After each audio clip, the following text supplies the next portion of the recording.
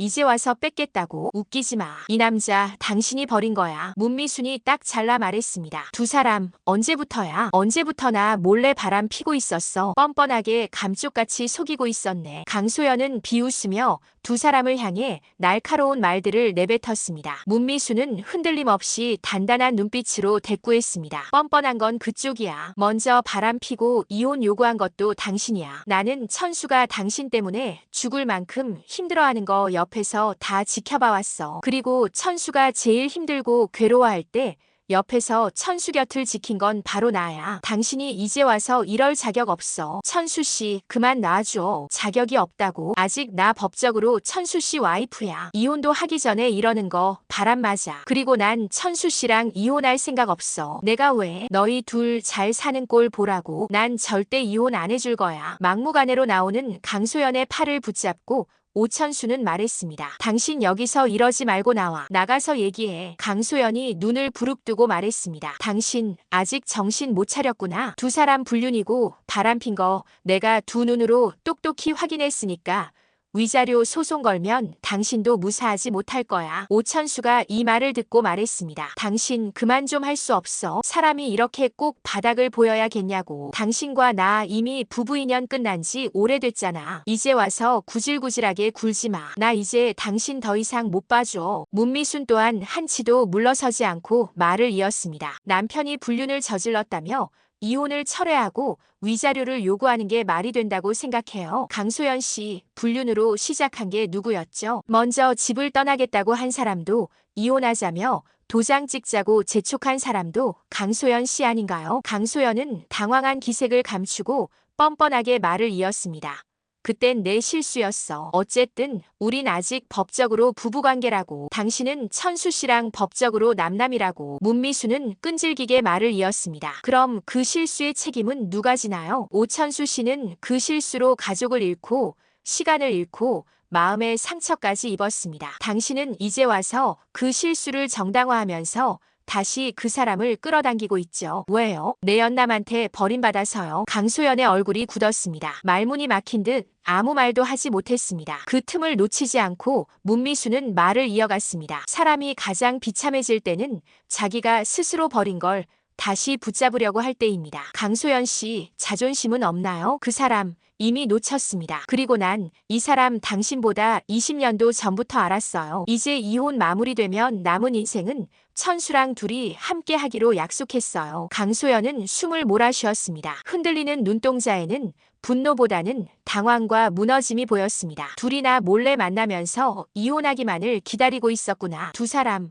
너무 뻔뻔한 거 아니에요? 저는 최소한 뒤에서 칼 꽂지 않았습니다. 강소연 씨는요? 남편 몰래 부동산 투자했죠. 내연남과 함께. 그러고도 위자료를 청구하겠다는 건 좀 낯뜨겁지 않습니까? 강소연은 분노로 얼굴이 일그러졌습니다. 너 말이면 단 줄 알아. 강소연이 손을 치켜들어 문미순을 향해 달려들었지만 오천수가 그 앞을 가로막았습니다. 당신 그만해. 여기서 추태 부리지 말고 이만 나와. 오천수는 강소연을 잡아 끌고 밖으로 나왔습니다. 오천수는 강소연을 향해 말했습니다. 제발 여기서 그만하자. 우리가 이혼을 결심한 건 사랑이 식어서가 아니야. 서로 너무 다쳐서야. 그런데 이젠 너까지 이렇게 나오면 더 추해져. 우리 둘 다 나 당신의 밑바닥까지 본 사람이고 더 이상 돌이킬 수 없어. 강소연은 눈을 질끈 감았습니다. 분노로 온몸에 피가 휘몰아치는 느낌이었습니다. 내가 두 사람 이런 꼴을 다 봤는데 여기서 물러날 줄 알아. 나 여기서 절대 못 물러나. 제자리로 모든 걸 되찾아올 거라고. 오천수는 허탈한 웃음을 지으며 말했습니다. 당신 기어코 끝을 봐야겠어. 그래, 난 해볼 수 있는 데까지 해볼 거야. 가만히 앉아서 선체로 저 여자한테 당신 뺏기지 않을 거라고. 당신이 이 정도로 날 사랑하는 줄은 몰랐네. 이건 사랑이 아니라 삐뚤어진 집착이야. 당신이 기어코 끝을 봐야겠다니 나도 이혼 소송을 준비할 수밖에 없겠네. 당신 뜻 잘 알았어. 강소연은 마치 전장의 선 장수처럼 변호사 사무실에서 서류를 책상 위에 쾅 하고 내리쳤습니다. 그녀는 더 이상 매달리는 태도를 버리고 공격적인 전략으로 돌아섰습니다. 그녀가 제출한 문건에는 오천수의 혼인관계 중 부적절한 교제에 대한 정황 증거가 상세히 적혀 있었습니다. 문미순의 주소, 두 사람이 주고받은 메시지 캡처, 그리고 편의점 맞은편 카페 외벽에 설치된 CCTV에서 촬영된 결정적 영상까지 수집되어 있었습니다. 해당 영상에는 깊은 밤 문미순의 편의점 앞에서 오천수가 그녀의 어깨에 겉옷을 덮어주며 미소 짓는 장면이 포착되어 있었습니다. 저 여자 사람 참 순진한 척 잘하더군요. 하지만 제가 어떻게 살아왔는지 몰랐나 봅니다. 강소연은 냉소를 지으며 변호사에게 말했습니다. 저 뺏기는 거 정말 싫어해요. 꼭 이길 수 있게 해주세요, 변호사님. 그 시각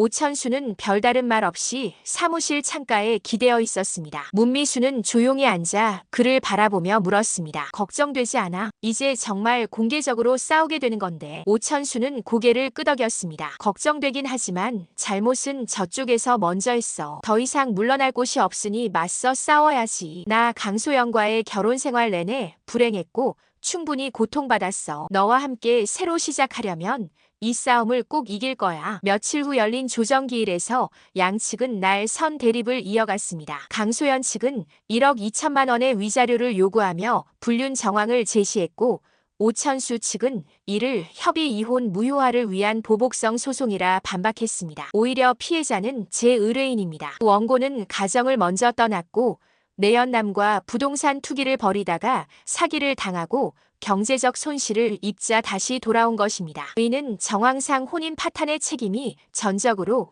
원고에게 있음이 명확합니다. 오천수 측 변호사의 말에 강소연은 이를 갈 듯 말했습니다. 그래요? 그럼 내가 먼저 배신했다고요? 좋아요. 그럼 저 여자 문미순을 증인으로 부르겠어요. 법정은 술렁이었습니다. 오천수는 놀라며 강소연을 바라봤습니다. 문미순이 증인석에 서게 될 줄은 꿈에도 몰랐기 때문입니다. 며칠 뒤 열린 공판, 문미수는 단정하게 차려입고 증인석에 섰습니다. 강소연은 비웃으며 물었습니다. 문미순 씨, 오천수 씨와의 관계가 언제부터였습니까? 정확히 대답해 주세요. 거짓이면 위증입니다. 문미수는 단호한 눈빛으로 말했습니다. 저는 그분이 결혼 중이던 시절 어떤 사적인 감정도 나눈 적 없습니다. 그 사람이 제게 온 건 강소연 씨가 떠난 뒤였습니다. 남겨진 마음에 구멍이 났을 때 저는 그 옆을 지켰을 뿐입니다. 그런 감정은 입증할 수 없죠. 하지만 편의점 앞에서 함께 있는 장면이 찍힌 CCTV 영상,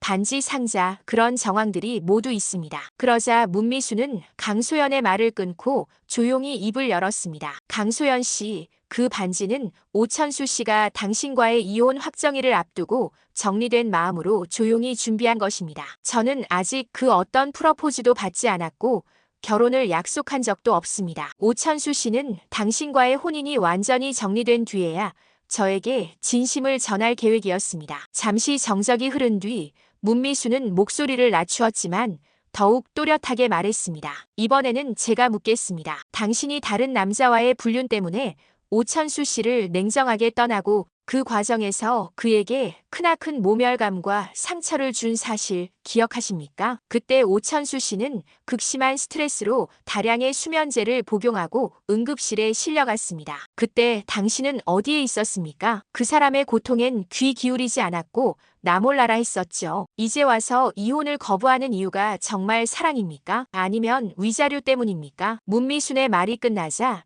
재판정안은 숨소리조차 삼켜지는 듯한 정막 속에 잠겼습니다. 그 순간 강소연은 이성을 잃은 듯 자리에서 벌떡 일어나 외쳤습니다. 그래요. 그땐 제가 잘못했습니다. 외국에서 아이 혼자 키우며 외로움에 지쳐 있었고 순간적인 유혹에 흔들렸습니다. 하지만 저도 사람입니다. 실수할 수도 있고 후회할 수도 있고 돌아오고 싶을 수도 있는 거잖아요. 그렇다고 해서 제가 과거에 잘못했다고 해서 지금 두 사람이 저 몰래 관계를 맺은 게 정당화되는 건가요? 이건 확실히 해야 합니다. 아무리 제가 먼저 무너졌다고 해도 그 사람은 아직 제 남편이었습니다. 방청석에서 작은 웅성거림이 일자 판사는 날카롭게 제지했습니다. 원고 정숙하십시오. 그러나 강소연은 멈추지 않았습니다. 위자료 때문이냐고요? 그래요. 맞아요. 나 지금 가진 것도 없고 믿을 사람도 없고 다 잃었어요. 근데 그 사람만은 마지막으로 내가 붙잡을 수 있는 사람이라고 생각했어요. 그게 그렇게까지 비난받을 일이에요. 판사는 단호한 어조로 말을 끊었습니다. 원고에게 다시 한번 경고합니다. 이곳은 감정을 쏟는 장소가 아닙니다. 정숙하지 않으실 경우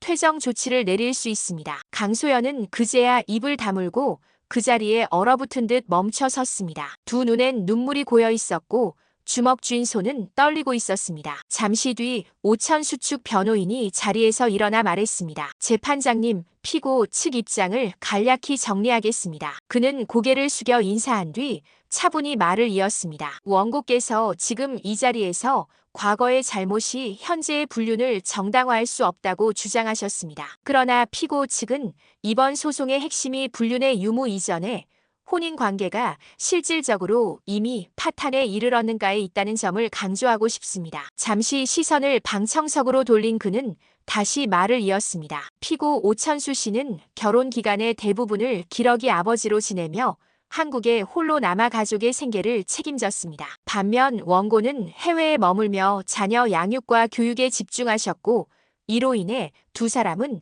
수년간 사실상 떨어져 살았습니다. 이런 구조 속에서 오천수 씨는 아내로부터 실질적인 정서적 지지나 내조를 받지 못한 채 점차 부부로서의 유대와 기능을 상실해갔습니다. 재판정이 다시 조용해졌고 변호사는 조용히 마지막 말을 덧붙였습니다. 혼인관계가 더 이상 유지될 수 없음을 인식한 시점, 이미 오천수 씨는 감정적으로도 법적으로도 아내와의 관계를 정리할 준비를 하고 있었으며 그 시기 이후에 형성된 제3자와의 관계는 부정행위가 아닌 새로운 인생을 향한 걸음이었다는 점을 이해해 주시기 바랍니다. 그 말을 끝으로 잠시 정적이 흐른 뒤 판사가 천천히 입을 열었습니다. 양측의 주장과 진술을 충분히 들었습니다. 이 사건은 단순히 부정행위 여부만으로 판단할 수 있는 사안이 아닙니다. 혼인의 본질은 단지 서류상의 관계가 아니라 서로에 대한 신뢰와 유대가 유지되었는가에 달려 있습니다. 판사는 원고와 피고를 번갈아 바라보며 말을 이었습니다. 본 재판부는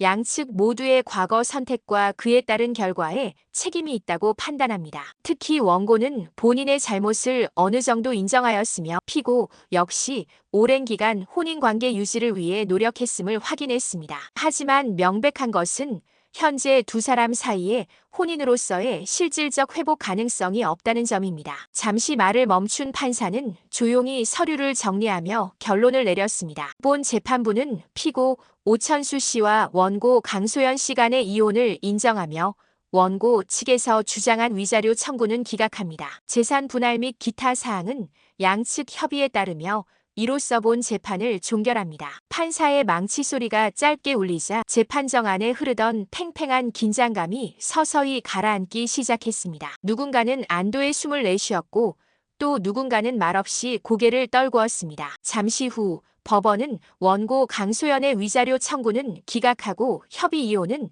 유효하다고 최종 판결을 내렸습니다. 이로써 모든 법적 다툼은 마무리되었습니다. 강소연은 자리에서 일어나지 못한 채 굳은 얼굴로 손끝을 꼭 쥐고 있었습니다. 판결의 결과를 예상하지 못한 것은 아니었지만 막상 이혼이 확정이라는 말로 떨어지는 순간 그녀의 가슴은 서늘하게 무너져 내리는 듯 했습니다. 그 옆에서 오천수는 조용히 고개를 숙이고 깊은 숨을 내쉬었습니다. 그는 무언가를 잃은 듯한 얼굴이면서도 동시에 긴 터널을 빠져나온 사람처럼 차분한 표정을 짓고 있었습니다. 미련도 후회도 모두 가슴 깊이 접어둔 듯 담담했습니다. 방청석에서 이 장면을 조용히 지켜보던 문미수는 천천히 자리에서 일어났습니다. 그녀의 눈빛에는 오래도록 응어리졌던 감정에 대한 연민과 모든 갈등이 끝났다는 안도 그리고 마음 한켠 깊숙이 눌러두었던 홀가분함이 함께 어우러져 있었습니다. 이제야 비로소 시작될 오천수와의 새로운 시작을 향한 설렘과 기대 또한 서서히 피어나고 있었습니다. 그렇게 오천수와 강소연의 18년간의 혼인 생활은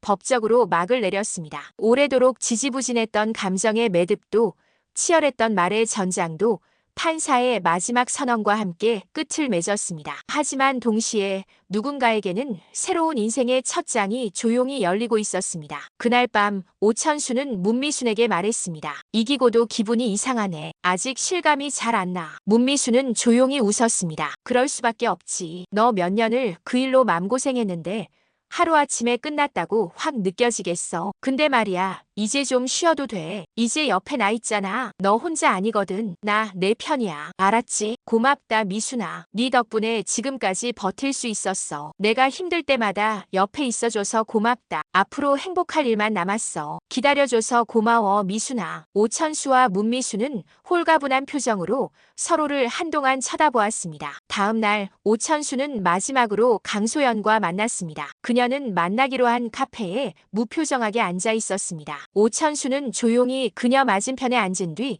입을 열었습니다. 그래도 고맙다. 끝까지 추하게 가지 않아서. 강소연은 한참을 침묵하다가 말했습니다. 결국 이렇게 끝나네. 결혼 생활 내내 당신한테 무심하고 당신 힘들게 한 거 미안했어. 당신이 좋은 사람이라는 거 너무 늦게 알았어. 그래서 이렇게 놓쳤지만. 오천수는 고개를 떨궜습니다. 지나간 과거 얘기는 해봤자 달라질 거 없으니까 그만 얘기하자. 당신이나 나나 서로에게 맞지 않는 옷이었지. 너도 좋은 사람 만나길 바란다. 오천수는 조용히 테이블 위에 서류 봉투를 내려놓았습니다. 이혼 서류 원본이야. 마지막으로 정리했어. 내가 복사본 챙기면 되겠다. 강소연은 서류를 바라보다가 고개를 끄덕였습니다. 영주한테는 당신이 말해줘. 난 아직 준비가 안 됐어. 오천수는 천천히 일어났습니다. 알겠어. 아이 문제는 끝까지 같이 책임지자. 우리가 부부는 끝났어도 부모인 건 끝난 거 아니니까. 강소연은 아무 말 없이 고개를 끄덕였고 오천수는 마지막으로 그녀를 한번 바라본 뒤 조용히 걸음을 옮겼습니다. 드라마 모여라. 오늘의 이야기는 여기까지입니다. 이 채널의 영상들은 저의 상상이 들어간 예상 스토리로 본 드라마의 내용과 다를 수 있음을 알려드립니다. 재밌게 보셨다면 구독, 좋아요, 알림 설정까지 해주세요. 여러분의 의견도 댓글로 남겨주세요. 다음에도 재밌는 이야기들로 찾아오겠습니다. 감사합니다.